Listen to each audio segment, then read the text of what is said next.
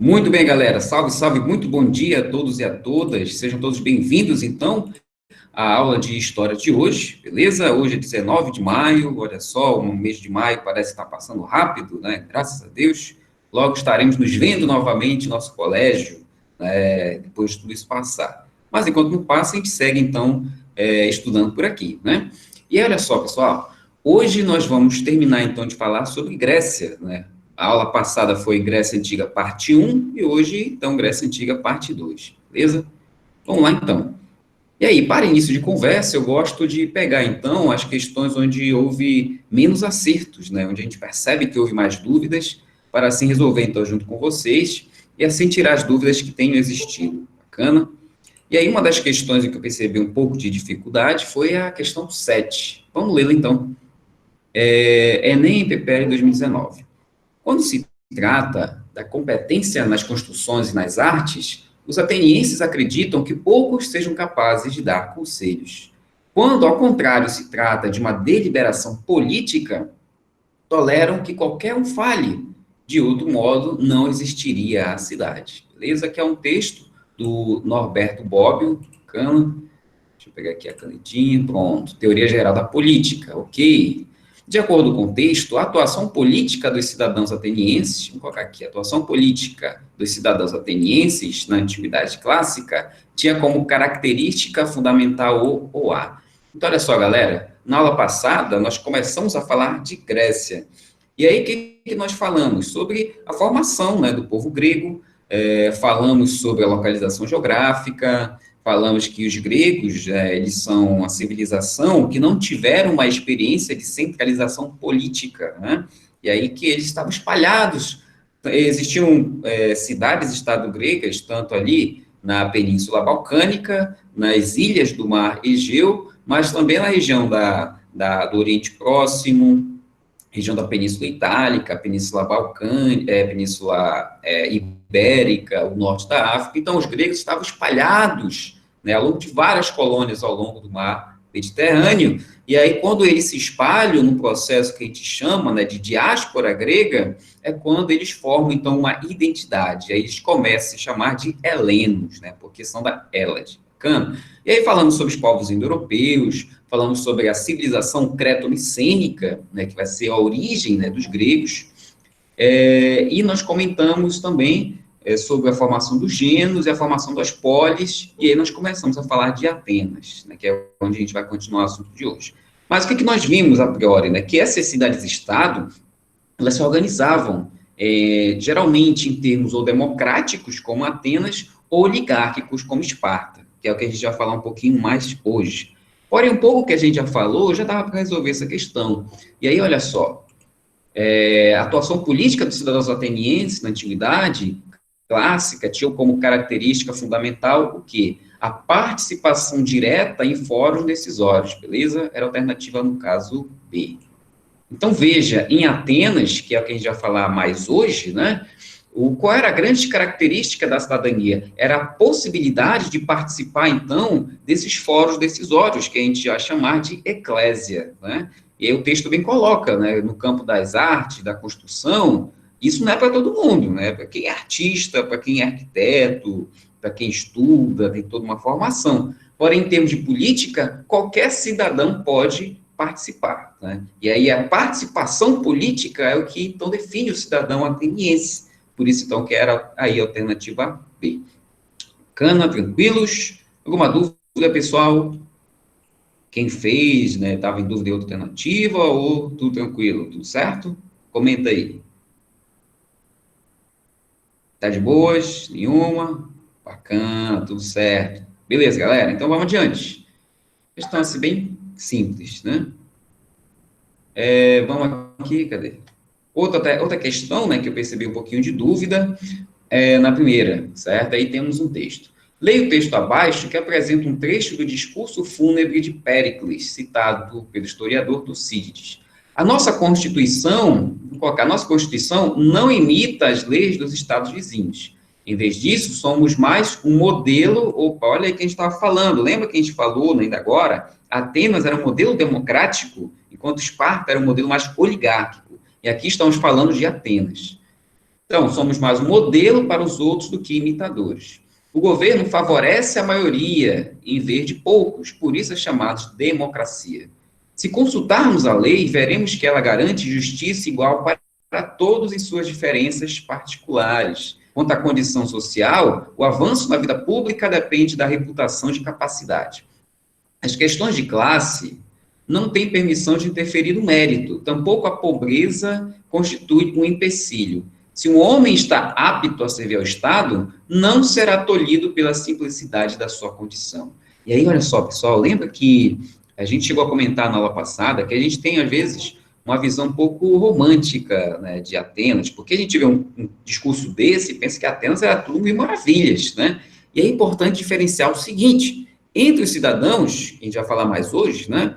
Realmente existia a igualdade perante a lei entre os cidadãos. Então, quem tinha cidadania, não importava se ele era pobre, se ele era rico, se ele era agricultor, ou se era um rico comerciante, todos tinham igualdade de participação política na eclésia, nas demais instituições. Porém, é claro, a gente não pode confundir com a igualdade dos habitantes de Atenas, porque, é claro, entre os habitantes, sim, havia diferenças. E aí a gente chegou a comentar um pouquinho, né, que nem todos os habitantes tinham cidadania. Quem estava de fora da cidadania ateniense? As mulheres, os escravos, os metecos, né, os estrangeiros, certo? E, é claro, quem era menor de idade. E aí o que acontece? Esse grupo era a grande maioria da população. E alguns estudos colocam que quem tinha cidadania, de fato, em Atenas, era cerca de 10, 15% da sociedade apenas, né? Porém, o que é interessante desse texto é que entre essa minoria, independente de condição, sim, existia essa igualdade, tá? Então, com relação à democracia ateniense do século V a.C., considere as afirmativas abaixo, né? E aí, olha só, primeira, a isonomia, igualdade de direitos para todos os cidadãos perante a lei, era uma característica da democracia ateniense. Correto. É verdade esse bilhete, certo? Então, entre os cidadãos, né, olha só, cidadãos, existia de fato essa igualdade. 2, todos os cidadãos na Assembleia tinham direito ao voto, mas somente os cidadãos de origem nobre tinham direito a discursar. Errado, falso. É o que a gente vai falar hoje. No tempo de Péricles, todos os cidadãos tinham direito à palavra, independente de classe social. Terceira, Atenas vetava a participação política das mulheres. Vetava quer dizer, né, proibia, ok? Estrangeiros e escravos, uma vez que esses não eram considerados cidadãos. Correto? Que a gente acabou de falar. Então, alternativa 1 e 3, correto. Se eu não me engano, lá era a letra C. Beleza? Bom, mas é a alternativa 1 e 3. Tudo bem? E aí, olha só. Então, esse assunto que a gente vai falar um pouco mais hoje. Vamos adiante, então. Bacana? Acertaram? Ótimo. Beleza, estão acertando, então vocês são sagazes. Vamos lá, pessoal. Então, falando mais do assunto de hoje, e aí só recapitulando, já começamos a falar de Atenas, né? Falamos da localização, falamos, né, que ela vai formar do povoamento dos jônios, um daqueles povos indo-europeus, e a principal atividade era o comércio, né? Já falamos isso aí. A organização social, nós já comentamos também, era dividido entre esses grupos. E aí nós diferenciamos quem tinha cidadania e quem não tinha cidadania, né? E aí, só para ficar claro, quem tinha cidadania? Os eupátridas, que era aquela aristocracia proprietária de terras, jorgói, camponeses, os demiurgos, artesãos, né? Sendo que aí, inclusive, até perguntaram, né? Tem os tetes, alguns livros colocam também os tetes. Os tetes, ou tetas, eram trabalhadores do campo, eles não tinham terra, ao contrário do jorgói. O jorgói tinha uma pequena passagem de terra. No caso dos tetas, eles não tinham terra, eles apenas trabalhavam no campo, mas eram livres. Eles também tinham cidadania. Quem não tinha direitos? Os estrangeiros, os escravos e as mulheres, né? E aí, quem tinha que, para ter cidadania, tinha que estar, então, entre esses três, né, grupos sociais. E aí tinha que ser homem, maior de 18 anos, filho de pai e mãe atenienses, né? Isso aí já comentamos também. A organização política, pronto. Então, foi aí que a gente parou. O que a gente estava comentando? Que Atenas, no início, era uma monarquia. Ela era governada por um basileu, né? Porém, essa monarquia era aconselhada, tinha um conselho, né, que era o Areópago, formado pelos Eupátridas, da aristocracia. O que acontece? Que esse Areópago, ele começou a acumular muito poder. Esses Eupátridas começaram a enriquecer muito, né? E aí, devido a esse poder, esse enriquecimento, esses Eupátridas vão dar um golpe no Basileus, vão acabar com a monarquia e instituir uma oligarquia, né? Oligarquia, oligoi, árquicos, o poder de poucos. Bacana? E aí, o que acontece? Essa oligarquia dos Eupátridas continuou enriquecendo, se fortalecendo.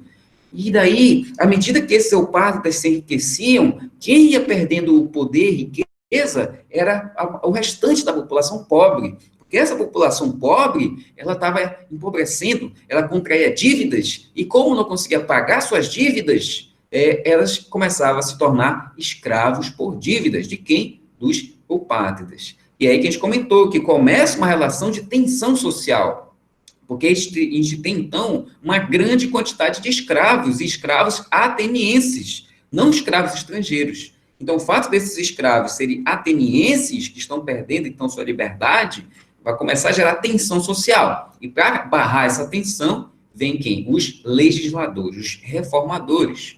O primeiro deles é o Drácon. O que Drácon vai fazer? Ele era um arconte, beleza? Ele vai instituir o primeiro código de leis escritos. E aí, olha só, galera, em termos de prática, não vai mudar muita coisa, né? Porque ele basicamente vai escrever o que antes se falava, né? As leis que eram orais, certo? Vão ser leis muito rígidas, por isso até hoje, quando temos uma lei rígida, uma norma rígida, chamamos de normas draconianas, devido lá ao Draco, porém vai ser importante porque na antiguidade, e a gente vai ver isso também em Roma, quando as leis começam a ser escritas, nós começamos a ver uma ampliação da cidadania.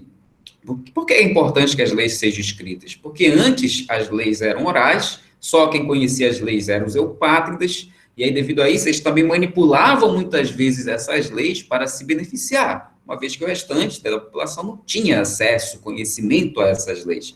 Agora que as leis são escritas, todos podem ter acesso às leis, todos podem ler essas leis, até mesmo quem não é eupátrida.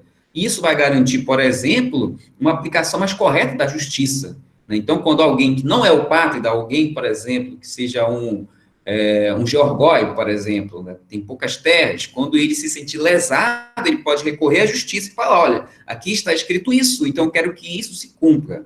E essa é a importância das leis escritas, certo, galera? E por isso que hoje, até hoje, é importante as leis escritas, obviamente, né? Quando a gente tem acesso às leis, quando nós temos acesso aos nossos direitos, nós não somos lesados, né? Pelo menos não deveríamos ser, porque a gente pode reivindicar pelos nossos direitos.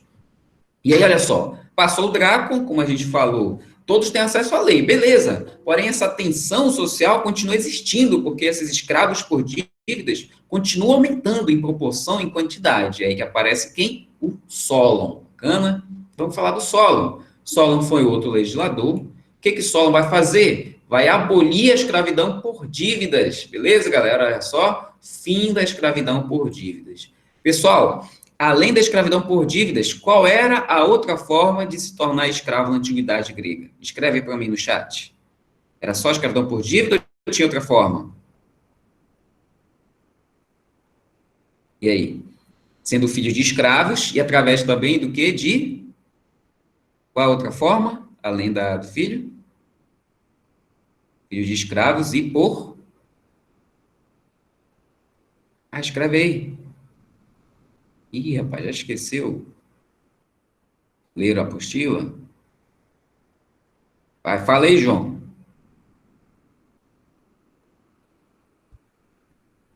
João tá falando suspense. Galera, por guerras. Beleza? Agora, muito bem, João. Através de guerras, o cara era capturado. Perfeito. Então, perceba bem. O que vai acontecer aqui? A escravidão vai continuar existindo em Atenas, né? Porém, o que vai ser abolido? A escravidão por dívidas. Bacana? Certo. A escravidão por dívidas é abolida, e é interessante também que o Solon manda que todos os atenienses escravos por dívidas que tenham sido vendidos para outras polis sejam resgatados, porque agora eles perdem a sua condição de escravos, eles têm que voltar, então, à sua polis, né, à sua cidade-estado, agora como condição de livres, como libertos. Bacana? Isso vai ser importante. Substituição do critério de nascimento pelo critério censitário na participação política. E aí, olha só, galera, só quem tinha cidadania antes eram os eupátridas, eles eram a aristocracia, o governo dos melhores, que a gente falou, o poder dos melhores. Então, antes do Solon, você podia ser um rico comerciante, rico, muito rico, né? Porém, se você não fosse eupátrida, você não tinha cidadania, porque era condição de nascimento. Existia, por exemplo, eupátrida, que apesar de ser eupátrida, não tinha tanta posse assim, certo? Apesar de eupátrida ter acesso às terras, tinha eupátridas que não tinha tanta terra assim, mas devido à sua condição de nascimento, ele tinha cidadania. Com o Solon, agora isso vai mudar. Opa, não é mais a condição de nascimento, é a condição censitária, a condição de renda, que vai ser importante para a cidadania, né? E isso vai ampliar um pouco aí a condição da cidadania em Atenas. E ele vai criar também, olha só, a eclésia e a bulé. E é isso são órgãos importantíssimos para entender a democracia ateniense. A eclésia é o quê? A Assembleia do Povo. Né? Da eclésia veio o termo igreja, por exemplo, né? Já no tempo do cristianismo. Eclésia é a assembleia. Quem é a bulé? É um conselho de 400 que formulava as leis. E aí, qual era a ideia, então, a partir do Solon? A bulé formula as propostas de leis, e aí quem vota, discute e vota essas leis é a eclésia. E é interessante, então, perceber que em Atenas, qual vai ser o órgão mais forte, mais poderoso? A eclésia. Por isso que é uma democracia direta, porque o cidadão ele não escolhe o representante, ele mesmo participa diretamente da tomada de decisões. Já começa, então, aqui com o Solon. Bacana? Muito bem. E aí, veja, o Solon vai ampliar consideravelmente a condição da cidadania em Atenas, e vai tirar, então, de certa maneira, o prestígio dos eupátridas. Quem é que não vai aceitar tudo isso? Vai ser um cara chamado Pisístrato, beleza? Veja só, pessoal, existiam eupátridas que não concordaram com isso. E aí o que acontece? O Pisístrato, 546 a.C., vai dar um golpe. Beleza? Ele vai entrar com um exército em Atenas e ele vai acabar com o poder, o prestígio da eclésia. Vai dizer, não, agora quem vai governar sou eu. E daí surge a figura do tirano, tá? Então, o tirano em Atenas é um cara que toma o poder para si e já não respeita as decisões da eclésia. Ou seja, só ele governa, né, sem a participação dos cidadãos. A ideia, então, de tirania. Beleza? Agora, como é que Pisístrato vai se manter no poder? Ele dá o golpe, se torna tirano, né, porque não concorda com essas ideias, né, do Solon. Como é que ele vai se manter no poder? Olha só, ele vai criar, olha, uma reforma agrária, ele vai criar obras públicas. Veja, essa reforma agrária vai se dar porque alguns eupátridas, né, alguns proprietários de terra vão fugir, por exemplo, de Atenas durante esse golpe, por exemplo. Então, ele vai tomar essas terras, né, que agora estão sem dono, podemos dizer assim, vai dividir, vai entregar aos camponeses sem terra, reforma agrária, né? Ele também vai instituir obras públicas, porque assim ele consegue contratar trabalhadores. Perceba, apesar de existir a escravidão, também haviam trabalhadores que recebiam, né, uma espécie de um salário. E aí ele vai contratar, vai empregar essa galera. Ele vai incentivar as artes, as festas, o esporte, ou seja, ele vai distribuir terra para quem não tem terra, vai criar empregos e vai, então, criar diversões públicas, e assim garante o apoio da massa, beleza? Então, perceba, ele vai acabar, né, com as medidas de Solon e vai conseguir se manter no poder devido a essas atitudes populistas, tá? Aqui é a imagem, esqueci de colocar a legenda, mas isso aqui é o Solon, tá, galera? É o busto aqui do Solon. E aí, veja, então, Pisístrato se mantém no poder com isso, através de medidas populistas, né? Passando por cima, então, aí do iniciozinho da democracia ateniense. E aí, o que acontece? Quando Pisístrato morre, quem assume são seus filhos. Porém, os filhos não têm também toda essa desenvoltura, ele não tem essa jogada política como o pai. E eles vão enfrentar uma revolta, que vão acabar com a tirania em Atenas. Quem vai chefiar essa revolta vai ser um cara chamado Clístenes, beleza? Clístenes, 508 a.C. E olha só, Clístenes, então, junto com outros, lideram uma revolta e vão acabar com a tirania em Atenas. Vão expulsar os filhos de Pisístrato e vão retomar as medidas criadas por Solon. Porém, Clístenes sabia que ele precisava fortalecer as instituições atenienses para evitar que outro indivíduo tomasse o poder desse o golpe, tornava-se tirano. O que ele vai fazer? Vamos lá. Ele vai instituir a democracia ateniense, dividindo o povo em demos. E olha só, galera, democracia, né, você sabe, é o democratos, o poder do povo, né? Todo mundo sabe disso aí. Porém, na sua origem mesmo da palavra, a democracia era o poder dos demos. O que eram então os demos? Vamos lá. Vamos buscar. Imagine que aqui nós temos Atenas, né? Temos Atenas, beleza? E aí falamos que Atenas tinha a área urbana, a área rural, o porto e tudo mais. Que é Atenas. O Clístenes vai dividir Atenas em tribos, vão ser 10 tribos, tá? Então vamos fazer uma divisão assim bem, né, só para a gente dizer, só para dizer. 10 tribos, é uma espécie de grandes distritos. Essas tribos, por sua vez, vão ser divididas em demos. Então, perceba, em cada um desses, imagine que é essa pizza, né? Em cada fatia dessa pizza, nós vamos ter uma tribo, bacana, e aí, dentro de cada tribo, teremos os demos, ou demói, né? Que aí vão ser, então, vamos dizer, pequenos distritos menores ainda. Vamos dizer aí que é a calabresa, que é a mussarela, que é o frango, que é o bacon, né, da nossa pizza, tá? Então, unidades menores, bacana, que são os demos. E aí só, pessoal, por que esses demos são tão importantes? Porque, veja, ele tenta criar, então, uma identidade comunitária nesses demos. Ele tenta, então, perceber o seguinte, olha só, fulano, você mora nesse demos aqui, bacana? Veja que agora o que você tem que... Quais são a sua identidade? Não é mais a sua identidade familiar, mas é a sua identidade de comunidade. Então, ele cria uma identidade comunitária. Porque, apesar de Atenas ter, claro, sua deusa principal, a deusa Atena, né, ter seus cultos cívicos, cada demo desse também tinha seu culto particular. Tinha o seu deus, né, padroeiro, tinha suas festas próprias. Então, ele cria uma identidade entre esses demos. Tanto é, inclusive, que quem morava nesse demos não podia sair desse demos, tinha que morar ali pelo resto da vida, porque ele cria uma identidade comunitária. E essa identidade comunitária que fortalece a democracia, tá? Então, as instituições que depois vão sendo criadas, né, como a Elileia, o Areópago, a Bulé, vai ser sempre pensada visando a representação de cada demos desse e de cada tribo, né, dessas 10 aí, beleza? Então, isso vai fortalecer a democracia, porque ele cria uma cultura democrática entre os cidadãos, entre aqueles que tinham, né, cidadania, tá? Ele vai criar também o ostracismo, que era uma ferramenta usada para expulsar de Atenas quem ameaçava a democracia. E eu coloquei aqui para vocês um pedaço de uma ostraca. Então, olha só, como é que funcionava? Existia, agora, me escapa a mente, se não me engano, eram cerca de 40 sessões da Eclésia por ano, certo? Cerca de 40, distribuídas ao longo do ano. Geralmente, a primeira sessão do ano era quando se votava o ostracismo, né? Então, sempre na primeira votação tinha ali a votação. E aí, como é que funcionava? Cada cidadão na eclésia recebia uma ostraca, que é esse pedaço de cerâmica.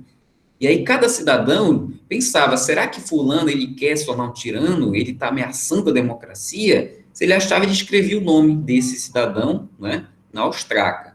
E aí, feito isso, todos na eclésia escreviam esses nomes na ostraca. Se achava que não tinha ninguém, deixava em branco. Se achava que tinha alguém, escrevia o nome, depositava numa urna e se contava. Então, dessa primeira sessão, nós tínhamos um número de votos. E aí, é claro, se alguém tivesse muitos votos, esse alguém era expulso de Atenas. Ostracismo era o nome dessa ferramenta. E aí, porém, como é que funcionava? O cara era expulso, então, por 10 anos de Atenas, perdia todos os seus direitos políticos. Porém, passados 10 anos, sim, ele podia retornar a Atenas e já tendo seus direitos políticos, tá? Era o ostracismo. E é claro, se é uma comparação que a gente faz, né, do ostracismo é o impeachment. É uma comparação assim que a gente pode fazer, né, para a gente entender bem. O impeachment é o quê? É quando o presidente da República, ele é tirado, né, do seu mandato, ele perde seu mandato e perde seus direitos políticos por 8 anos. Quando ele comete um crime de responsabilidade, né, ele é julgado, né, pelo Congresso Nacional, tem todo o trâmite da Câmara, depois para o Senado, no Senado a sessão é presidida pelo presidente da STF, tem toda aquela situação, né? Ou então ele pode perder o mandato se ele tiver um processo de crime comum no STF, aí passa pela Câmara dos Deputados, se a Câmara permitir o andamento do processo, o STF julga e aí ele perde o seu mandato. E aí essa ideia de que o presidente tem que perder os direitos políticos por 8 anos é um pouco a ideia do ostracismo. Então, se expulsa essas ameaças à democracia, se tira esses direitos, porém, depois dos 10 anos, esse cidadão podia voltar com todos os seus direitos. É a ideia do ostracismo, então, criado por Clístenes, beleza? Deixa eu ver se alguém colocou alguma pergunta aqui no chat. Escudo. Isso gerava desentendimento entre eles, de opinião, etc. O que, Hugo? Eu não sei qual foi o momento que você perguntou de tudo isso que a gente falou, do caso da Eclésia, seria isso? Diga aí. Se alguém tiver alguma dúvida, também pode escrever aí no chat. Muito bem. E aí, olha só, na Eclésia, todos os cidadãos nos demos, na Eclésia, veja, o demos era uma divisão, tá, da polis, em distritos, porém, todos esses cidadãos se reuniam onde? Na Eclésia, que estava na área urbana de Atenas, certo? E aí, o que acontece? Então, na Eclésia, perceba, todos os cidadãos participavam, e aí todos tinham acesso à palavra, a gente vai já falar nisso do Péricles.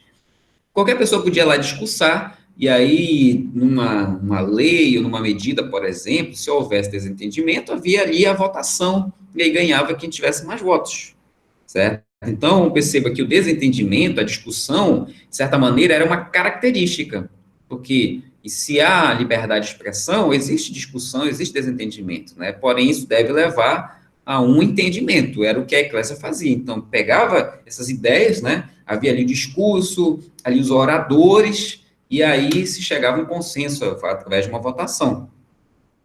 E Hugo, espero que eu tenha conseguido explicar. Beleza, vamos lá. E olha só, galera, então, perceba que Clístenes, ele é chamado de pai da democracia ateniense, porque ele vai dividir, então, a polis em demos, ele cria essa identidade comunitária. E aí Péricles vai ser considerado, né, o grande político do apogeu da democracia ateniense. Não é o cantor de pagode, tá, certo? Não é o Péricles lá, o Pericão, não, é o Péricles de Atenas, tá? Mas o que esse Péricles vai fazer? Vamos lá. Cadê? Coloquei aqui, né, apogeu da democracia, apogeu da cultura em Atenas, ele vai financiar muito a cultura em Atenas. O Péricles vai governar Atenas, na verdade, nem não é bem governar, mas ele vai criar essas medidas em Atenas no tempo da Liga de Delos. Então, quando Atenas tinha um recurso, né, muito grande em termos de finanças, certo? E ele vai financiar a cultura. Vamos lá, então vai ter o apogeu da cultura em Atenas, construção de obras públicas, prédios. Ele vai consolidar a democracia, como? Através de um pagamento, de um recurso financeiro para que cidadãos pobres participassem da política. Então, Péricles é o cara que falou aquele texto que a gente viu logo no início. O que ele vai fazer? Ele vai criar um pagamento. Veja bem, qual o detalhe? Antes, havia cidadãos que tinham cidadania, mas eram pobres, né? Não podiam, então, se deslocar para a eclésia, para as discussões. O que o Péricles vai fazer? Ele vai criar um pagamento, uma espécie de uma diária, então, que a cidade-estado pagava para que esse cidadão saísse do seu trabalho, da sua terra, seja do que for, e fosse para a eclésia discutir, beleza? Então, perceba que é Péricles que vai criar essa ideia da igualdade perante a lei, porque ele vai criar a igualdade de condições para que todos pudessem participar da eclésia, beleza? E é por isso, galera, não tem como a gente não falar um pouco de hoje, né? Mas veja, quando a gente, por exemplo, a gente reivindica, né, que o Enem seja adiado, uma vez que nem todos os alunos têm essa possibilidade que vocês estão tendo agora, né? Estamos tendo aula pelo Google Meet, mas tem muita gente que não está tendo porque às vezes não dá, não tem uma internet boa, só tem dados móveis. Então, perceba, é impossível o Estado prosperar quando não existe essa igualdade de condições. E é por isso que a gente sempre bate na tecla que o Brasil é um país desigual, que o Estado tem que agir para acabar com essa desigualdade. Por quê? A ideia de democracia, ela está sempre acompanhada com a ideia de igualdade de condições, igualdade de participação, beleza? Então, não é uma ideia criada hoje, né?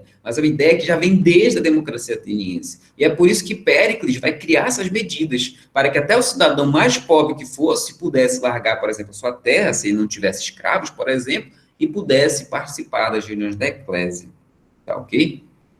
Ok, beleza? Tá, ok, é horrível, não vou falar mais essa palavra.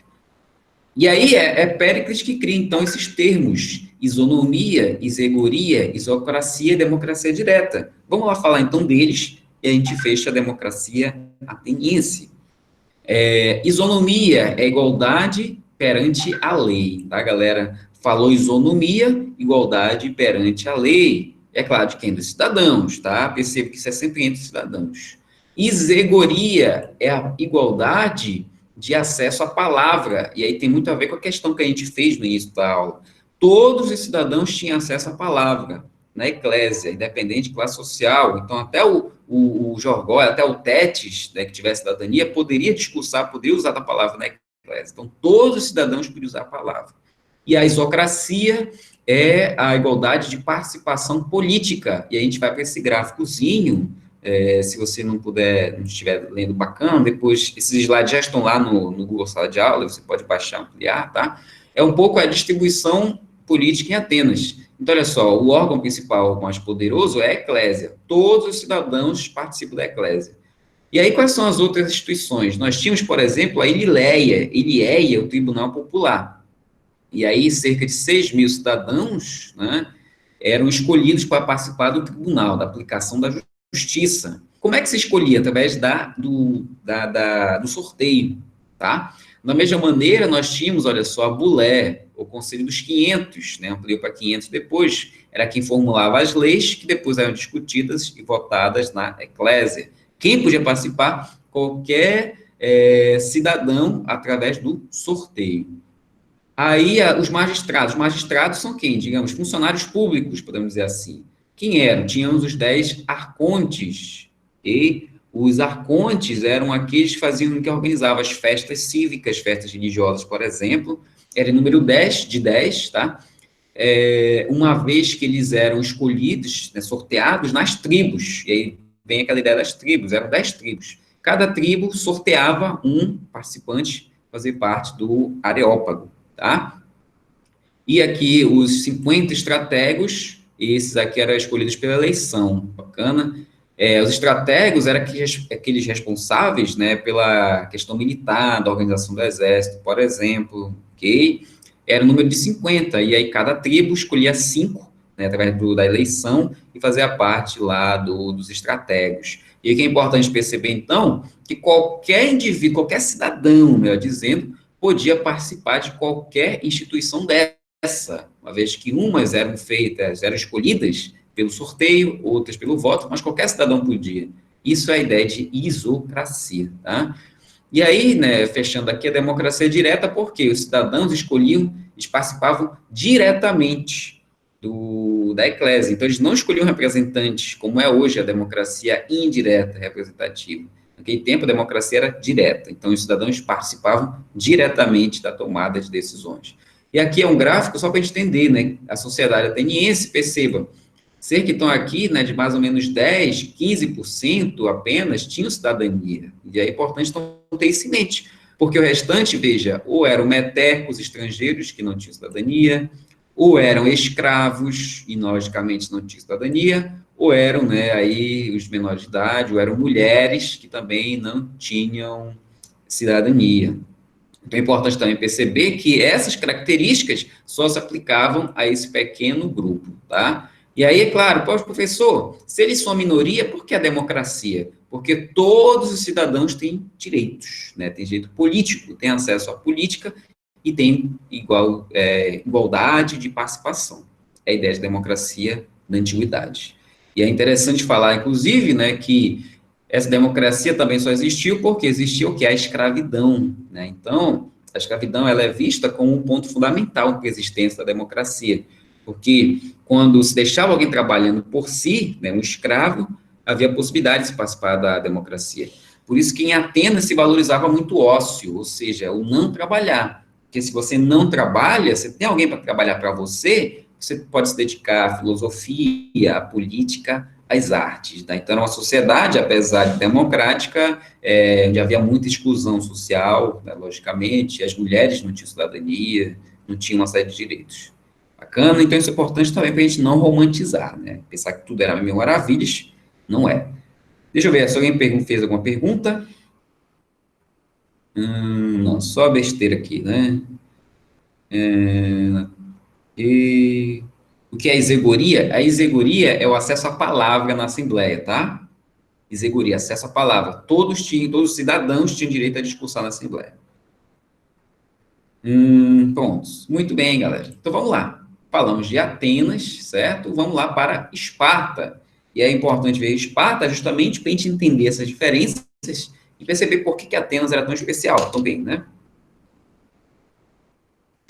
A polis de Esparta. Primeiro, localização na Lacônia ou Lacedemônia. Por isso, Esparta também era chamada de Lacedemônia, tá? Na península do Peloponeso. Então, veja, aqui é a península balcânica e aqui é a península do Peloponeso. Aqui ficava Esparta, na Lacônia. Interessante porque até hoje você chama de lacônico quem fala pouco, né? Porque isso tem a ver com Esparta. Esparta era uma sociedade de guerreiros e o soldado, né? O guerreiro tem que falar pouco, só tem que obedecer. Falar pouco, por isso lacônico. Era governada por uma aristocracia descendente de quem? Dos dórios, aquela galera lá casca grossa que a gente falou, né? Chegou destruindo a civilização creto-micênica e tudo mais. A principal atividade era a guerra. Então, se a Atenas era marcada pelo comércio, a Esparta, né, pela guerra. Sua organização política teria sido criada pelo lendário legislador Licurgo. Por que lendário? Porque até hoje a gente não sabe se ele existiu. Provavelmente não. Porém, se dizia que Licurgo criou a política espartana, depois sumiu. Só depois que ele voltasse, sim, as coisas poderiam mudar. Ou seja, era um discurso criado para que nada mudasse em Esparta. Né? Muito bem. Deixa eu ver aqui, alguém fez uma pergunta? Deixa eu ver. Vendo aqui o chat. As mulheres não terem cidadania, tem alguma coisa com a Caixa de Pandora? Não necessariamente. Né? Mas é uma boa pergunta, podemos pesquisar. Talvez a Caixa de Pandora pode ser uma maneira, né, de legitimar essa retirada da cidadania das mulheres. Uma boa, vamos pesquisar. Vamos lá. Organização social. Então, veja, se em Atenas temos toda aquela divisão social, aqui nós temos essas três classes sociais, basicamente. Os primeiros são os esparciatas, ou espartanos, essa galera vem aqui.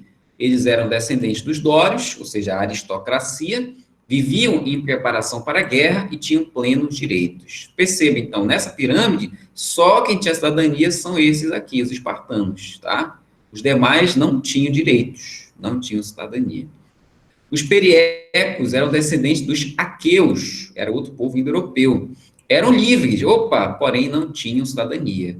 Tá? Então, daí que vem o nome periferia, porque os periecos viviam realmente na periferia de Esparta.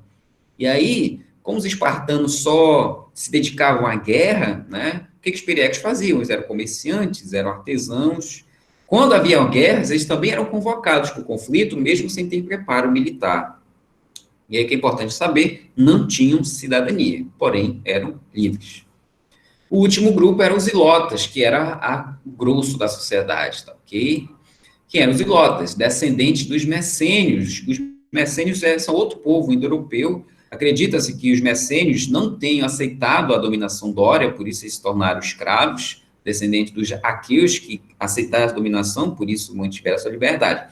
E aí, qual a questão dos ilotas? Eles não tinham cidadania, também não tinham liberdade. Por isso, nós dizemos, né, que eles eram escravos do Estado e servos dos espartanos. Como assim? O que a gente vai falar? Que os ilotas pertenciam ao Estado, a polis. O espartano, quando ele tinha 30 anos, chegava aos 30 anos, ele tinha direitos políticos. Então, ele ganhava um lote de ilotas do Estado, ganhava terras, né? Então, os ilotas, eles não pertenciam aos espartanos, aos indivíduos espartanos, pertenciam apenas ao Estado, tá? E aí, de tempos em tempos, era feito um massacre de ilotas, a chamada críptia, que era feita com autorização do Estado. Por isso que a gente fala, então, de certa maneira, que os ilotas eram escravos do Estado, pertenciam ao Estado, né? Porém, esses escravos eram cedidos aos seus cidadãos espartanos. Por isso, seriam servos dos espartanos. Ana, alguém perguntou alguma coisa que preste aqui? Deixa eu ver. São da rota de 20 anos, segurança.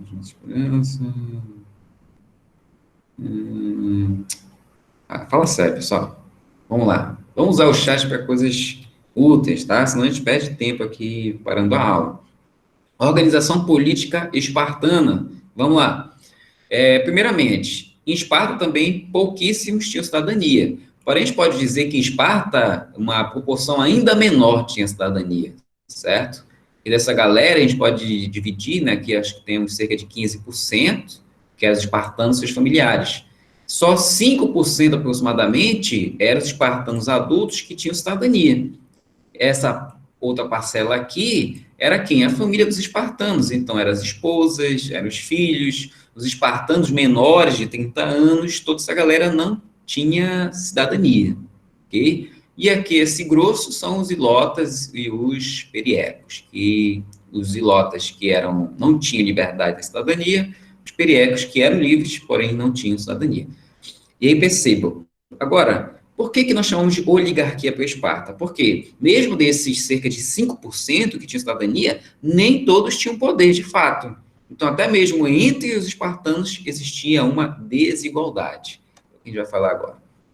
A organização política. Então, diarquia, nós tínhamos 2 reis, né? Diarquia. Monarquia é um rei, diarquia, 2.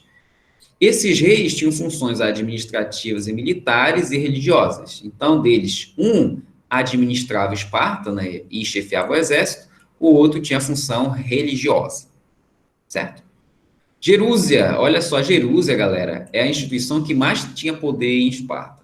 Era uma assembleia de 28 anciãos acima dos 60 anos, que eram quem criavam as leis, tá? Então, perceba, a Jerúsia era composto por esses 28 anciãos. E aí você percebe, então, que desses espartanos, anciãos, né, era uma minoria que realmente fazia parte da Jerúsia e tinha realmente esse poder. O eforato, quem era o eforato? Era composto por 5 éforos, né, fiscalizavam a vida pública e econômica, comandavam as reuniões e podiam vetar leis, tinha mandato de 1 ano. E olha só, que é importante você entender, então. Quem realmente tinha um poder em Esparta eram essas 3 instituições, Diarquia, Jerúsia e o Eforato. Por quê? Vamos lá. A Ápela era a Assembleia dos Cidadãos, certo? Então, a Assembleia dos Cidadãos que tinham mais de 30 anos. Ótimo. Ratificava as decisões da Jerúsia e escolhia os gerontes. Então, perceba que a Assembleia em Esparta, diferente de Atenas, ela tinha uma função suplementar, podemos dizer assim. Ela reunia todos os cidadãos, todos os espartanos acima de 30 anos.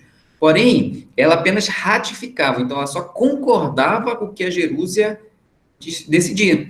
Então, lá não existia discussão como em Atenas. Basicamente, reunia-se, né, esses cidadãos e aí se lia a lei. Olha, a lei é essa aqui. Pá, quem é a favor? Né? Quem é contra? Pronto, está ratificado. Outro ponto, outra lei, vamos ler aqui. Quem é a favor? Quem é contra? Perceba, a Ápela apenas concordava o que era decidido pela Jerúsia. Né? Quem chefiava a Ápela eram os éforos. Bacana? Então, perceba, os éforos também tinham, né, um certo poder, porque eles discutiam, então decidiam o que seria ratificado pela Ápela, o que não seria. Né? E aí os éforos fiscalizavam, né, a vida pública. E aí, veja, então, os éforos, que eram 5, a Jerúsia, que eram 28, a diarquia eram 2 reis, então temos o quê? 35 pessoas apenas era quem, de fato, tinha o poder, decidiam as coisas em Esparta. A Assembleia não tinha tanto poder assim. Por isso que Esparta é uma oligarquia, porque mesmo entre os cidadãos, aqueles que têm cidadania, existia uma minoria ainda menor que era quem, de fato, mandava na política, na sociedade. Okay? E aí o conceito, então, de oligarquia. Tá? O que aconteceu com os espartanos, professor? Como assim? Não entendi sua pergunta. Os espartanos estão aqui. Essa organização é dos espartanos, tá? Só os espartanos participavam disso aqui. Os periecos e lotas, não. Eu acho que era essa a sua dúvida. Ok? Vamos lá. Educação espartana, o agogê. Então, olha só, para a gente fechar Esparta, é interessante falarmos da educação espartana.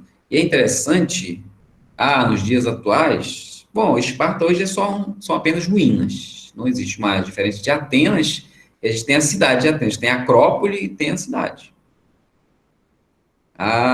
Não, tinha cá, vamos chegar lá.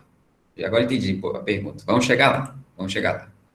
Olha só, A educação espartana, então, o agogê. Perceba, enquanto a educação ateniense era voltada para a formação do cidadão, e aí é interessante que a educação ateniense era voltada, então, para a participação política, para o desenvolvimento artístico, para o desenvolvimento também da sua retórica, da sua oralidade. Como é que funcionava a educação espartana? Vamos lá. Os homens, meninos, veja, você deve saber, quando os meninos, quando as crianças nasciam, né, mais exatamente os meninos, eles eram examinados por um ancião, que via se ele tinha algum defeito, né, físico, algum problema que o impedisse de participar do exército. Se ele tivesse alguma deficiência, ele era morto, ele era jogado no penhasco, ou ele era jogado ao mar. Existia ali o infanticídio, porque a função do espartano era servir ao Estado. Inclusive, os cidadãos pertenciam ao Estado. O Estado, percebeu, ele não era dono só dos ilotas, mas de todos. É por isso, então, que existia o infanticídio, né? Então, quem não tinha condições de servir ao Estado era descartado, era morto. Muito bem, se ele tinha condições de ir para o exército, ficava com a família. Até os 7 anos, ele era educado pela família. E aí disse, por exemplo, que era muito comum os pais espancarem seus filhos, né? Porque se eles batiam nos filhos, quando ele chegava aos 7 anos, ele estava apto para prosseguir, então, com a educação, que era muito rígida, exigia muito, né, dessas crianças. Chegava aos 7 anos, ele era entregue ao Estado, né? De fato, que era quando começava todo o processo de educação ali militar. E aí, veja, como é que funcionava então essa educação? Ele era levado, ele andava descalço, né, para que seu pé fosse forte, né, para poder pisar em qualquer lugar. Geralmente ele não tinha muita roupa, né, justamente para ele poder se adaptar ao frio, né, mesmo com roupas sem condições, né, de proteger o corpo. Ele tinha que roubar para se alimentar, e aí, quando ele roubava, ele tinha que ser furtivo, tinha que ser ágil. Se ele fosse pego roubando, ele era chicoteado em praça pública, né? Porque o soldado espartano tinha que ser rápido, tinha que ser ágil, furtivo, não podia ser capturado pelo inimigo. Então, isso já era um treinamento militar, o fato dele roubar para se alimentar, por exemplo. E aí, passava, então, por vários anos de treinamento militar, né, de fortalecimento físico do corpo, e aí, aos 18 anos, geralmente, ele participava da críptia. E o que era a críptia? Era um evento, né, um rito de passagem em que o espartano tinha que matar o maior número possível de ilotas. E aí você pode perguntar, mas professor, os ilotas são aqueles que trabalham, que produzem, né? Isso. Porém, os ilotas eram, primeiro, era uma proporção muito grande da população, era muita gente. Então, a críptia era uma maneira de controlar, né, a demografia da população e também de conter revoltas. Porque ao longo da história houve várias revoltas de ilotas. Então é importante perceber que mesmo eles não tendo liberdade, eles vão buscar melhores condições de vida, vão se revoltar várias vezes. E a críptica, então, era uma maneira também de impor o terror e impedir revoltas. Tanto é que quem era geralmente escolhido para ser morto eram os líderes, né, que tinham uma liderança entre os ilotas. E aí, perceba, geralmente a críptica acontecia à noite, e esse espartano com uma faca, uma adaga, então ele tinha que matar esses ilotas. Geralmente passava o dia observando esses ilotas, trabalhando, analisando quem tinha condições aí, né, se tornar uma possível liderança, para à noite ser assassinado. Se algum ilota, por acaso, sobrevivesse, né, ou seja, fosse atacado, conseguisse evitar a sua morte, até mesmo matando aí esse atacante, ele ganhava uma folga. Olha só, uma coisa interessante. O ilota que conseguisse defender e matasse esse espartano que tentava matá-lo, né, ele recebeu uma folga, uma recompensa, porque, segundo o Estado, ele matava alguém que não tinha condições de ir para o exército. Então, perceba bem, que até a críptia é uma maneira de impor o terror aos ilotas, mas, de certa maneira, de selecionar também os espartanos, porque aquele que não tinha condições de matar o ilota, não tinha condições de ir para a guerra. Era a ideia que havia, tá? Muito bem, então ele tinha que matar esses ilotas, né? E é claro, tinha que matar o máximo possível, né? Olha só. E aí, depois da críptia, ele passar por mais alguns anos de treinamento, até que aos 30 anos ele recebia a sua cidadania plena. Então, perceba, só aos 30 anos que o espartano podia participar da Ápila, ganhava um lote de terras do Estado, ganhava um grupo de lotes para trabalhar nessas terras, podia se casar e ter uma família. Sendo que quando ele se casava, ele engravidava, né, sua esposa, certo? E depois que ela estivesse grávida, ele tinha que voltar para a caserna, para o quartel, podemos dizer assim. Porque a vida do espartano era sempre se preparando para a guerra. Então ele vivia mais, na verdade, no quartel com seus companheiros, né, se alimentando juntos, treinando juntos, do que em casa. É por isso que as mulheres em Esparta, eles tinham uma certa autonomia, uma certa liberdade. E vamos falar das meninas, então. As meninas, as mulheres espartanas, olha só, recebiam uma educação em casa, né, também rígida, educação, as meninas também treinavam, tinham treinamentos físicos, porque dizia que a mulher tinha que ser forte para dar à luz crianças fortes para o Estado, e aí quando elas crescem, elas podiam participar dos jogos, algumas reuniões públicas a mulher também podia participar, e ela administrava o patrimônio dos maridos, então perceba, a terra, né, os ilotas, de certa maneira, elas pertenciam ao homem, né, ao espartano, mas quem administrava eram as mulheres. Por isso que as mulheres em Esparta, né, e olha só que interessante, apesar de Esparta ser oligárquica, a mulher tinha muito mais autonomia, muito mais liberdade, uma vez que seu marido estava sempre se preparando para a guerra, para a luta. Ok? Olha só, deixa eu dar uma olhada aqui no chat, se alguém falou alguma coisa útil. Galera, homossexualismo. Veja, o homossexualismo sempre existiu. Qual a diferença? Que só recentemente que ela vai receber o nome de homossexualismo, tá? Então, por exemplo, em Atenas existia relações que a gente chamaria de homoafetivas, né? Relações entre sexos iguais, né? Inclusive, ela disse, né, que alguns filósofos também tinham relações sexuais com seus aprendizes, né? Era algo comum, era algo normal. Em Esparta também a gente podemos dizer que existia, era algo normal. E é interessante perceber que não era sinônimo de fraqueza como é hoje, né? Hoje em dia é sinônimo de fraqueza, podemos dizer assim, porque nossa sociedade é extremamente machista, graças a toda uma ideia judaico-cristã que surgiu de condenação à homossexualidade, né? Mas na Grécia isso era algo comum, nessa relação entre sexos iguais, sem problema algum, tá? A maioria deles chegava aos 30 anos ou morria antes. Olha só, isso é um pouco difícil saber, não temos muitas fontes que falam sobre a proporção de quem chegava aos 30 anos, então isso eu não vou saber te dizer realmente, né? Essa proporcionalidade, não vou saber. Os espartanos podiam se relacionar com os ilotas? Hum, acredito que não existia essa prática, porque, veja, e é interessante perceber que a relação sexual tinha a função procriativa, e ela tinha a função procriativa para o Estado. Então não existia lógica no espartano engravidar uma ilota, não existia isso. O espartano tinha que engravidar uma espartana para gerar guerreiros para o Estado. Então era uma prática que, inclusive, não era nem interessante para ninguém, porque não existia essa ideia. Percebo que a ideia era engravidar para gerar filhos ao Estado. Então, a relação entre espartanos e lotas não era alguma coisa pensável para a época. Deixa eu ver aqui mais, que mais. As mulheres podiam ter outros maridos? Não, elas tinham que se casar e ter esse marido, né? Agora, se ela se tornasse viúva, aí podia acontecer, realmente, ela contrair outro casamento, né? Porque, como nós falamos, o casamento tinha essa função de procriativa, né? E aí ela podia casar no caso de se tornar viúva, mas se ela não fosse viúva, ela não podia ter outro marido. Ok? Beleza, galera? Olha só, nosso tempo infelizmente já se esgotou, olha só, a Grécia sempre gasta muito nosso tempo, né? E o que a gente vai fazer então? A gente vai ficar por aqui. Na próxima aula, nós vamos falar mais do período clássico, certo? O período helenístico, é esse que a gente vai falar, né? Para onde foram os espartanos? Isso que a gente vai explicar. E falaremos um pouco também sobre mitologia, sobre Ilíada, sobre Odisseia, tá? Essa literatura épica.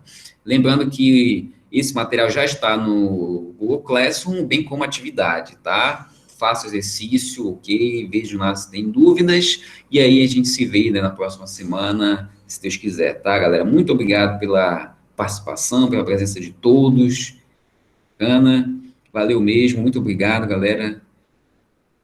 Isso, valeu. Bacana, Hugo, Larissa, Maria Clara, Alisson, sem noção, que eu não sei quem é, Larissa, RB, toda essa galera, né? Muito obrigado pela participação. Tenham todos um ótimo dia. Se cuidem, tá?